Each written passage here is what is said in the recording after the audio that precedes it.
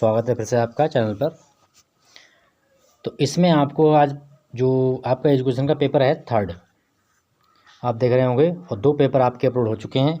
यदि आप लोगों को इनकी वीडियो नहीं मिल पा रहे हैं तो आपको सीधा रेगुलर एंड प्राइवेट जो या फिर बीए थर्ड सेमेस्टर नाम से मेरी प्लेलिस्ट बनी हुई है, उस प्लेलिस्ट में जाके आप वीडियो देख सकते हैं। अभी मैंने शिक्षा शास्त्र का आपका जो एग्ज़ाम होने वाला है, फर्स्ट पेपर का, सेकंड पेपर का, इसके मॉडल पेपर अपलोड किए हैं। और मॉडल पेपर का मतलब होता है कि आपको किस तरीके से आपको एग्ज़ाम में पेपर आएगा, ठीक है। और अगर यदि आप लोग इसे अच्छे से पढ़ लेते हैं, इसमें से क्वेश्चन अगर आप देख लेंगे तो आपको 50% क्वेश्चन इसी से आपको मिलने की संभावना रहती है। क्योंकि मॉडल पेपर जो होता है वो प्रत्येक यूनिट के आधार पर बनाया जाता है, ठीक है। तो इसी को देखते हुए मैंने ये थर्ड पेपर बनाया है, क्योंकि चूँकि जो रेगुलर होता है, रेगुलर वालों के लिए जो होता है वो थर्ड पेपर मतलब उनका होता है प्रैक्टिकल, ठीक है। जो पेपर थर्ड होता है, यहाँ दिया हुआ है आपका शैक्षिक प्रशासन, तो इसका आपका होगा प्रैक्टिकल, जो भी आपका आप जो रेगुलर कोर्स कर रहे हैं उनके लिए, ठीक है। और जो प्राइवेट हैं तो प्राइवेट में प्रैक्टिकल नहीं होता है, उनके लिए आपको मतलब उनके लिए पेपर देना पड़ेगा रिटेन। यानी कि जो प्रैक्टिकल है वो केवल रेगुलर के लिए होता है थर्ड पेपर में, और थर्ड पेपर जो है वो प्राइवेट वालों को सभी को देना पड़ेगा जिसके पास भी एजुकेशन है, ठीक है। तो ये तो इन्फॉर्मेशन हुई आपकी। और बाकी जो आपके आपके फ्रेंड्स हैं या फिर छोटे भाई बहन हैं, तो उनके लिए भी बीए की first semester, second semester, third semester की वीडियो अपलोडेड है, प्लेलिस्ट बनी हुई है प्रत्येक सब्जेक्ट की। इंग्लिश का कंप्लीट कोर्स अवेलेबल है आपका, चाहे आपका फर्स्ट सेमेस्टर हो, सेकंड सेमेस्टर हो या फिर आपका थर्ड सेमेस्टर हो, ठीक है। फोर्थ सेमेस्टर का भी काम जारी है, बीच बीच में फोर्थ सेमेस्टर का भी हम वीडियो अपलोड करते रहेंगे। तो अब करते हैं हम अपना एग्ज़ाम पेपर स्टार्ट। इसमें देख लेते हैं कि किस तरीके से प्रश्न आने की संभावना रहेगी, तो उनको एक देख लेते हैं, ठीक है। तो यहाँ पर आपका जो पेपर है, थोड़ी सी नज़र डाल लेते हैं यहाँ पर, बीए पार्ट थर्ड। और जो सेकेंडरी वाले हैं वो भी अपनी प्लेलिस्ट ओपन कर सकते हैं, उनके लिए भी मतलब पेपर का जो है एग्ज़ाम पेपर या उसके इंपॉर्टेंट नोट्स वगैरह हैं, या फिर जो पॉइंट टॉपिक वगैरह हैं वो आपके प्लेलिस्ट में अपलोडेड हैं, ठीक है। वहाँ आप जाकर देख सकते हैं। एजुकेशन शिक्षा शास्त्र पेपर थर्ड आपका है शैक्षिक प्रशासन, इसे कहते हैं एजुकेशनल एडमिनिस्ट्रेशन, ठीक है।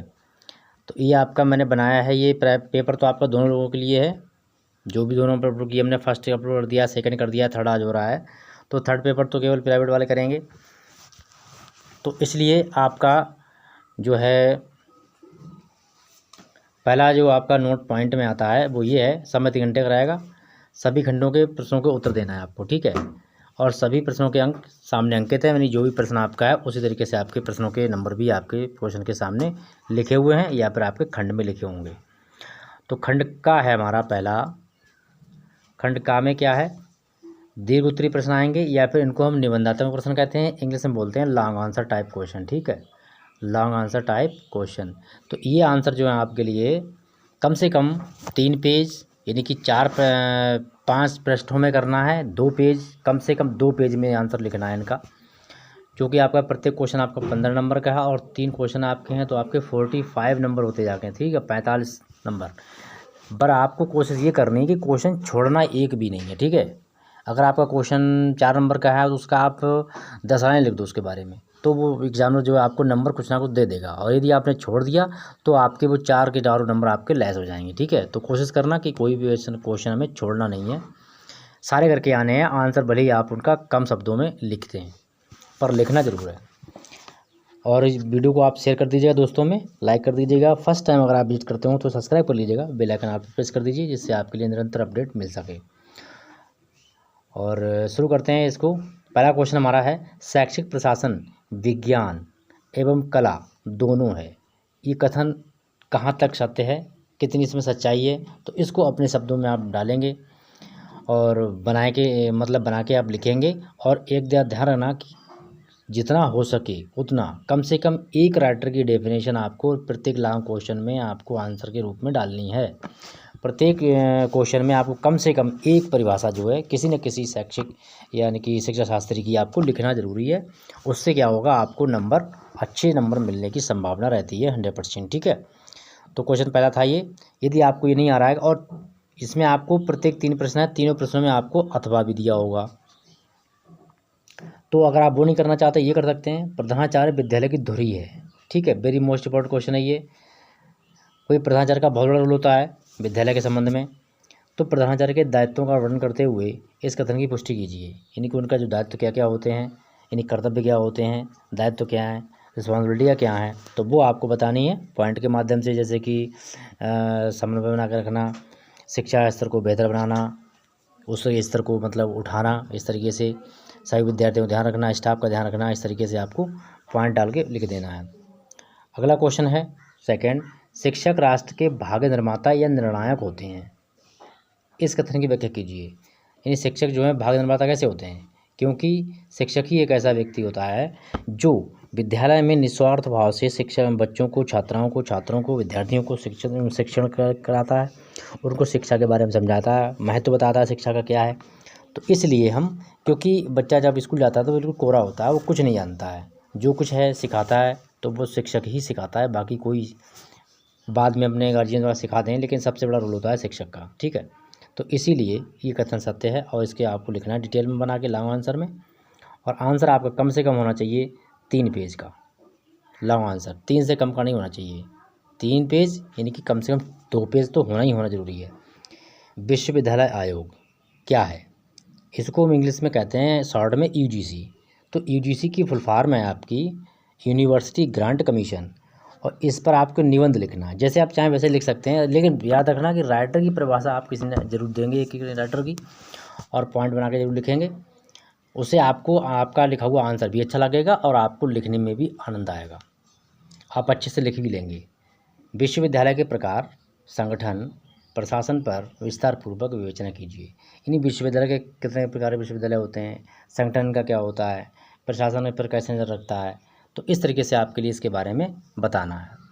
आइए सेमेस्टर इंग्लिश का स्टार्ट करने जा रहे हैं हम, और बाकी जो आप जो हमारे सेकेंड सेमेस्टर वाले हैं वो अभी से थर्ड सेमेस्टर की लिस्ट ओपन कर लें, उस पर जाके अपना वीडियो सारे जो हैं इंग्लिश के कंप्लीट हैं वहाँ पे जाके विजिट करें। जिनका एंटर हो गया है, जो ग्रेजुएशन में आ गए हैं फर्स्ट सेमेस्टर में, तो वो फर्स्ट सेमेस्टर की प्ले लिस्ट ओपन कर लें, सारे सब्जेक्ट की चैनल पर बनी हुई है, वहाँ जाकर आप इसको विजिट करें और दोस्तों में ज़रूर शेयर करें। ठीक है, तो क्वेश्चन है हमारा, और प्ले लिस्ट भी आप शेयर कर सकते हैं। राष्ट्रीय शैक्षिक अनुसंधान एवं प्रशिक्षण परिषद, इसको हम बोलते हैं NCERT। ठीक है, ये क्या है इसके बारे में आपको बताना है, बहुत ही इम्पोर्टेंट क्वेश्चन है ये, और कंपटीशन में अक्सर पूछा जाता है। ठीक है, अब देखते हैं हम खंड खा। खंड खा में क्या होगा, इसमें आपका मिलेगा लघुत्तरी प्रश्न, यानी कि लघुत्तरी प्रश्न का जो आंसर आप लिखेंगे कम से कम आप लिखेंगे 1 पेज में। ठीक है, एक पृष्ठ 1 शार्ट का पूरा कवर करना है, 4 नंबर का क्वेश्चन है आपका, तो प्रत्येक 4 नंबर क्वेश्चन है, और इसमें आपके क्वेश्चन दिए हुए हैं 8, और 8 में से आपको करने हैं 5। ठीक, 8 क्वेश्चन दिए हुए हैं और आपको इनमें से कोई से भी 5 करने हैं। ठीक है, जो भी आपको, जिनका आंसर आपके लिए अच्छे से कंफर्म हो वही आंसर लिखो, और सबसे पहले उसी आंसर को लिखना है, लॉन्ग का या शॉर्ट का, जो आपको अच्छे से आ रहा है। राइटिंग का विशेष ध्यान रखना है, क्योंकि राइटिंग अगर आपने गंदा लिखा, आपका आंसर बिल्कुल सही है, एग्जामिनर नहीं समझ पाएगा आपने क्या लिखा, तो आपको नंबर कम दे देगा वो। तो इसलिए नंबर अधिक प्राप्त करने के लिए आंसर तो लिखना ही है, पर साथ में जो हमारा जो मतलब राइटिंग है उसका भी ध्यान रखना। इसमें आपको 5 क्वेश्चन करने हैं, 8 क्वेश्चन दिए हुए हैं। तो पहला क्वेश्चन हमारा जो है वो ये कह रहा है कि मानव संसाधन विकास मंत्रालय, यानी कि MHRD के विषय में आप क्या जानते हैं, आपको इसके बारे में बताना है। ठीक है, नेक्स्ट क्वेश्चन है राष्ट्रीय शिक्षा नीति 2020। अभी 2020 में जो राष्ट्रीय शिक्षा नीति लागू हुई है वो क्या है, उसके बारे में आपको बताना। ये आप क्वेश्चन आपसे पूछ सकता है, राष्ट्रीय शिक्षा नीति 2020 के बारे में आप क्या समझते हैं, या क्या जानते हैं, तो उसके बारे में आपको बताना है। अगला क्वेश्चन है शिक्षा प्रशासन की विशेषताओं का उल्लेख कीजिए। जो शिक्षा प्रशासन है, यानी कि एजुकेशन एडमिनिस्टर, इसकी जो इम्पोर्टेंस हैं वो क्या है, उनका आपको डिटेल में व्याख्या करनी है, मतलब 1 पेज में, यानी 1 पृष्ठ में आपको करना है। 2 पृष्ठ का 1 पेज होता है। अगला क्वेश्चन हमारा है शिक्षा प्रशासन के प्रमुख सिद्धांतों का वर्णन कीजिए। शिक्षा के जो शिक्षा प्रशासन है उसके सिद्धांत क्या हैं, तो उनके बारे में आपको बताना है। ठीक है, अगला क्वेश्चन है विद्यालय के संबंध में प्रधानाचार्य के प्रमुख दायित्व कौन कौन से हैं। ठीक है। मतलब कौन कौन ज़्यादातर प्रधानाचार्य के जो विद्यालय संबंध में होते हैं जो होना चाहिए, जैसे कि विद्यार्थियों की पढ़ाई का ध्यान रखना चाहिए, स्टाफ के साथ में समन्वय बना के रखना चाहिए, ठीक है। और तो ये दोनों ही दायित्व जो हैं, तरीके जो हैं, प्रधानाचार्य पर डिपेंड करते हैं। प्रधानाचार्य अगर चाहें तो विद्यालय को चमका सकते हैं, और वो चाहें तो उसे गिरा भी सकते हैं, क्योंकि प्रधानाचार्य बहुत ही इम्पोर्टेंट पर्सन होता है विद्यालय के लिए, क्योंकि स्टाफ, स्टूडेंट और मैनेजमेंट के बीच की कड़ी होता है वो। अगला क्वेश्चन हमारा है, विश्वविद्यालय के क्या क्या कार्य होते हैं। यानी जो विश्वविद्यालय होता है हमारा, जो हम यूनिवर्सिटी से कहते हैं, तो यूनिवर्सिटी के क्या क्या कार्य होते हैं आप समझ सकते हैं। स्टाफ का सिलेक्शन करना, शिक्षा संबंधी नए प्रावधानों को आगे बढ़ाना, गतिविधियाँ मतलब क्या क्या कराना है, तो आप जैसे आपके INSS होता होगा और आपका NCC है, ये सब मतलब विश्वविद्यालय पर ऊपर डिपेंड करता है। अगला क्वेश्चन है, क्वेश्चन नंबर हमारा 7 है, भारत में कौन कौन से केंद्र शासित विश्वविद्यालय हैं। यानी ऐसे कौन कौन से विद्यालय हैं जो केंद्र शासित हैं, ठीक है। जैसे आपका अलीगढ़ यूनिवर्सिटी है, मुंबई है, बनारस विश्वविद्यालय है, ठीक है, DNU JNU है, DU है। तो ये सब हमारे क्या हैं, बहुत हैं, लगभग 10-12 विश्वविद्यालय हैं जो हमारे केंद्र शासित विश्वविद्यालय हैं, ठीक है। मतलब जिन पर केंद्र सरकार का शासन रहता है। फिर है, सरकारी सहायता प्राप्त एवं गैर सरकारी सहायता प्राप्त विश्वविद्यालयों में क्या अंतर होता है। सरकारी सहायता प्राप्त मतलब ये टोटली ही विश्वविद्यालय गवर्नमेंटल होते हैं, इन्हीं गवर्नमेंट के अंडर में इनका काम होता है। सारा काम गवर्नमेंट पर डिपेंड करेगा, सिलेक्शन आपका स्टाफ का करना तो गवर्नमेंट करेगी, इन्हीं आयोग करेगा। तो ये होता है मेन पॉइंट, जो हमारा सरकारी सहायता प्राप्त विद्यालय होते हैं। और जो मतलब गैर सरकारी सहायता प्राप्त होते हैं, उसका जो है टोटल मैनेजमेंट काम देखता है, स्टाफ का सिलेक्शन करना, ये सब मैनेजमेंट कमेटी पर डिपेंड करता है, ठीक है। तो यही अंतर है, बाकी आप अंतर और बना के लिख सकते हैं। अगला क्वेश्चन हमारा है, खंड है सा खंड में क्या है, वस्तुनिष्ठ प्रश्न मिलेंगे, यानी कि बहुविकल्पी क्वेश्चन मिलेंगे आपको। तो इसमें आपके 10 क्वेश्चन दिए होंगे और प्रत्येक क्वेश्चन का नंबर आपका होगा 1, यानी 1 नंबर का क्वेश्चन है। पिछले आपके 8 थे, 8 में से आपको 5 ही करने हैं, कोई से 5 कर लेना है आपको, और 20 नंबर के क्वेश्चन थे आपके। तो मैं फिर कह रहा हूँ कि आपको क्वेश्चन छोड़ना कोई नहीं है, विशेष तौर से खंड का और खा से, क्योंकि उसमें अगर आपने छोड़ दिया तो सोचो, आपने अगर लॉन्ग छोड़ दिया तो आपके 15 नंबर बिल्कुल लैस हो जाएंगे, अगर आपने लघुत्तरी छोड़ दिया तो आपके 4 नंबर 0। तो इसलिए उनमें से छोड़ने की कोशिश ना करना, चाहे आप उनका आंसर कम पेज में देना, पर लिखना जरूर है।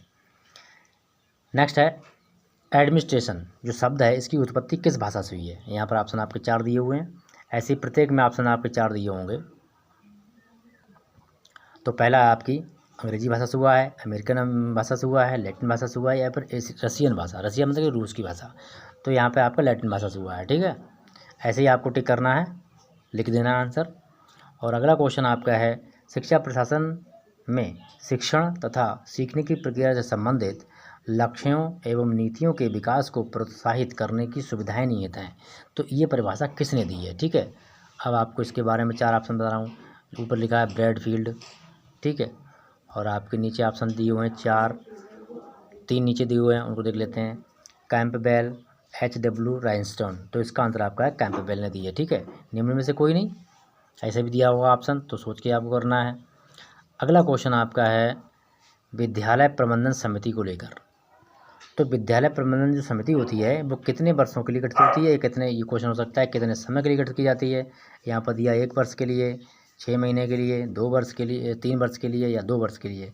तो राइट आंसर आपका आ गया 2 वर्ष के लिए गठित होती है। कौन, विद्यालय प्रबंधन समिति का गठन 2 साल के लिए होता है, या फिर 24 महीने के लिए होता है, ये भी पूछ सकता है। जैसा शिक्षक होगा वैसा ही विद्यार्थी, तो ये कथन है, किसकी परिभाषा है ये आपको बताना है। पहला दिया है जॉन एडम्स, उसके बाद दिया है हुमायूं कबीर का, सर PC रैन का। तो इसमें आपका जो आंसर है वो PC रैन, ये आपका राइट आंसर जाएगा। क्वेश्चन नंबर 5 है हमारा। क्वेश्चन नंबर 5 में क्या है, देखते हैं कि स्कूली शिक्षा के लिए सर्वोच्च शिक्षण संस्था कौन सी है। अब यहाँ पर आपकी संस्थाएं दी हुई हैं, जैसे कि CBSE, UGC, NCERT, NCTE। तो अभी तक जो माना गया है, तो CBSE बोर्ड के लिए सर्वोच्च शिक्षण संस्था के रूप में उसको मतलब मान्यता दी गई है, इसको माना गया है। अगला क्वेश्चन हमारा है 6 क्वेश्चन है, विश्वविद्यालय अनुदान यानी कि यूनिवर्सिटी ग्रांट कमीशन की स्थापना कब की गई थी। आपके ऑप्शन है 1950 में, 1957 में, 1951 में, सन 1953 में। तो राइट आंसर आपका जाएगा सन 1953 में। अगला क्वेश्चन हमारा है 7वां है, सर्वप्रथम कौन सा विश्वविद्यालय भारत में स्थापित किया गया है, यानी भारत का सबसे पहला विश्वविद्यालय कौन सा है। अब इसमें दिया गया है इलाहाबाद विश्वविद्यालय, अलीगढ़ विश्वविद्यालय, मुंबई विश्वविद्यालय बम्बई, बनारस विश्वविद्यालय। तो इसमें आपका 4 ऑप्शन है, इनमें से आपका एक ऑप्शन आंसर आएगा राइट। क्वेश्चन नंबर हमारा 8 है।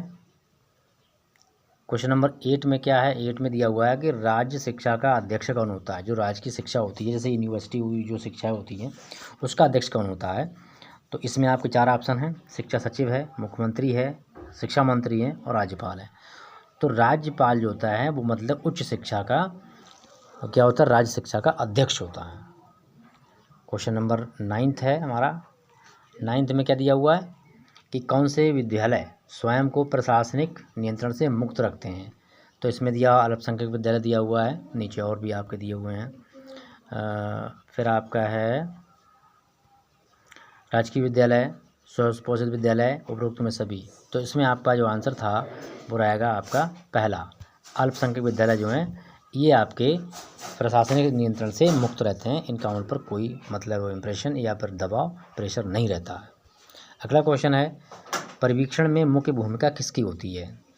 तो परिवीक्षण में किसकी होती है, अध्यापकों की होती है, विद्यार्थियों की होती है, या प्रबंध समिति की, या प्रधानाचार्य की। तो प्रधानाचार्य जी वेरी मोस्ट इंपॉर्टेंट है इसमें, और प्रधानाचार्य की मुख्य भूमिका होती है परिवीक्षण में। ठीक है, तो क्वेश्चन आपके 10 थे ये, मतलब इस प्रकार से आपका पेपर जो है कंप्लीट हो गया। तो मिलते हैं नेक्स्ट वीडियो में। अब आपका जो अगला वीडियो है वो आएगा इंग्लिश का। इंग्लिश में आपका पेपर जो एग्जाम मॉडल पेपर बता देंगे, और उसमें आपको जो इम्पोर्टेंट क्वेश्चन है वो भी बता देंगे तीनों पेपरों में। और इसके इन दोनों के जो आपके इम्पोर्टेंट क्वेश्चन जो हैं वो वीडियो आपको कल मिल जाएगा, जिसमें आपके इम्पोर्टेंट क्वेश्चन होंगे फर्स्ट, सेकंड और थर्ड पेपर में।